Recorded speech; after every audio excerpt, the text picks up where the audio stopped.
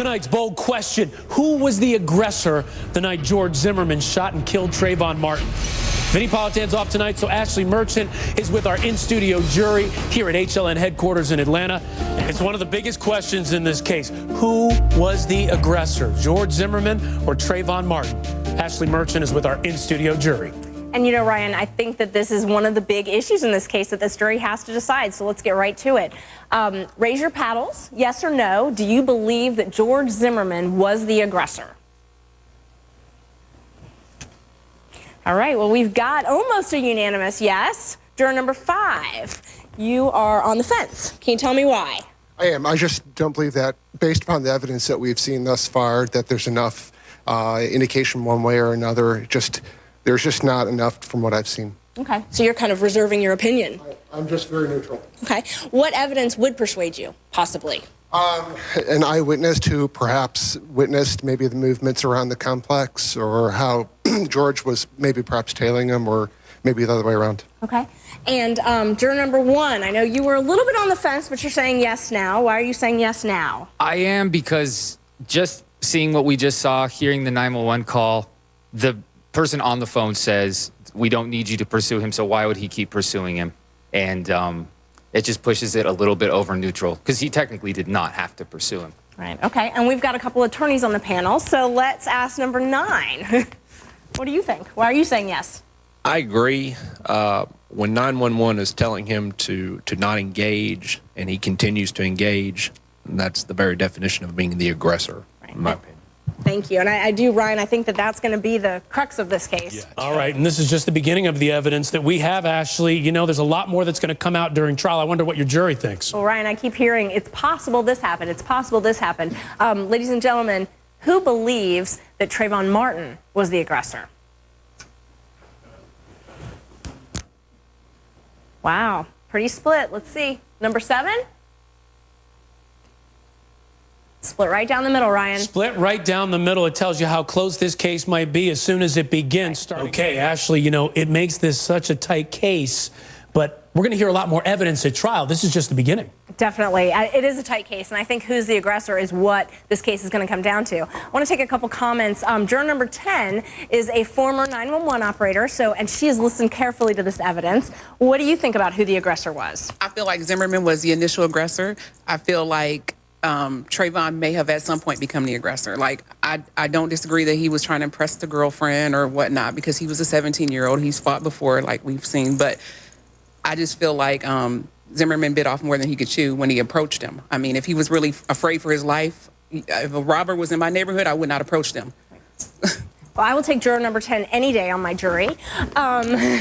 Juror number 4, I know you had some thoughts on this as well. I think it's possible that, you know, if he was going to be the aggressor, it's only because Zimmerman invited the situation, like what was stated earlier by the other attorney, is that, you know, if you're 17, you're on your phone, it is late at night, maybe it's raining, you're having a conversation, and this guy comes up on you, and he's going to be, hey, why are you in my neighborhood? He may have been trying to, look, I don't want any problems, and then he got too close for comfort, and out of reaction, it's possible that he may have hit him, and Zimmerman may have gotten those injuries on the back of his head. Maybe he fell to the ground, and that's how he did get the trauma on the back of his head. He tripped, he fell backwards. But from what we've seen evidence-wise, there's no scuffle. There's no anything there to show that Trayvon did anything to incite bodily injury to Zimmerman. My favorite words, maybe. Maybe. You know what? Defense attorneys live in that space, right? I live in maybe and That's possible. right. Because maybe for you guys means reasonable doubt. Absolutely. All right. We'll have to see how this plays out. Yeah. Ashleigh Merchant over there with our in-studio jury. I wonder what they have to say about this. You know, that's some powerful evidence, Ryan. Let's see what the jury thinks of it. Ladies and gentlemen, yes or no, do you believe Brett Seacat's story? Not surprised? A resounding no. Not surprised at all. Juror number 2, what do you think about his story? I don't believe any part of his story. This young lady was getting a divorce. She was about to start her life over. You have witnesses that are saying that she spoke to them about this case. She was a mother of 2. Yes, she was probably depressed because she was married to C-Cat and she was trying to get away from him. But you're not I just don't buying see, this. no, I just don't see a mother of two burning up a house with her 2 children in it when she's about to get a divorce and start a new life. I don't see it. I'm with you, number 2. Juror number 8. Now, you're an attorney and you do family law, so what is your opinion on this? Well, I think that anytime a divorce is filed, it's very emotional. It's a hard time for a family. I think that if Miss C-Cat was going to commit suicide, one, she wouldn't have filed for divorce. And the weight loss, this depression, that's all completely understandable in my line of work. But again, you wouldn't have your kids in the house while you did it.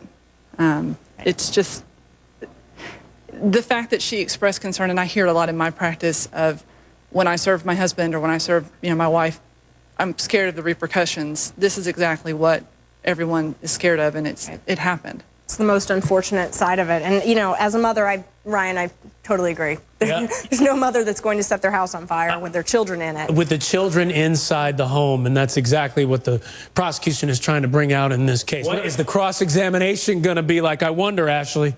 And I wonder what the jury thinks about whether or not Mr. C-Cat should take the stand. You all hold your paddles up, yes or no, whether or not you think he should take the stand. Not whether or not you want to hear from him, because I know we all want to. Okay. Got a yes, juror number 4. I think he should take the stand to help further bury himself. I mean, his story, his defense just doesn't hold water.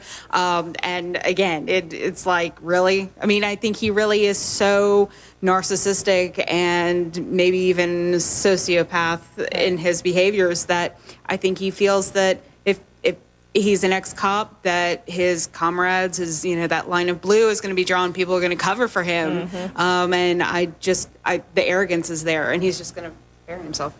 So the arrogance will take over, Ryan. Arrogance will take over. Ashleigh Merchant over with our in-studio jury. Your heart breaks for the Alexander family. They are focused on justice. They are, and 5 years is a long time to wait for justice. Juror number 3, I know you've had some strong thoughts on the Arias trial. We've seen you before on our jury. Can you tell us your thoughts? First of all, I feel really sad just remembering Travis like most people do. And I think it's really positive that he's being remembered. One thing that I didn't like about the trial, even though I was obsessive about watching it, was how much attention Jodi Arias got instead of Travis, who's never coming back. And juror number 6, I see you nodding your head. What are your thoughts? Yeah, I think Jodi got a lot of publicity and a lot of attention around it, and it's important to focus on Travis's justice throughout the whole thing. All right.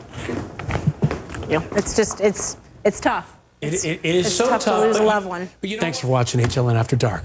See you tomorrow.